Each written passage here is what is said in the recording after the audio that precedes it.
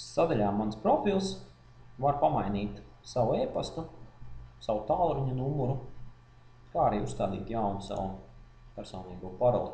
Bet, kas ir būtiski, manā profilā var arī rediģēt paziņojumus, ko tieši tu vēlies saņemt savu e-pastu.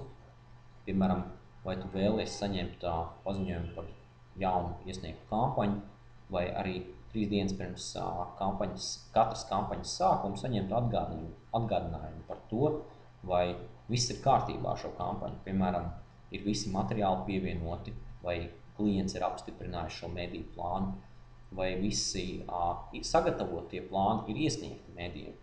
Tāpat arī tepat var arī koriģēt šos brīdinājumus, ja, piemēram, katru darba dienu no 7 rītā līdz 7 vakarā kāda kampaņa nesaņem minimālo parādīšanās apjomu, kad ir ieplānota viņa tieši konkrētā dienā, tad nāk brīdinājums, ka šī kampaņa ir dīkstā vai kaut gan viņai vajadzētu būt portālā.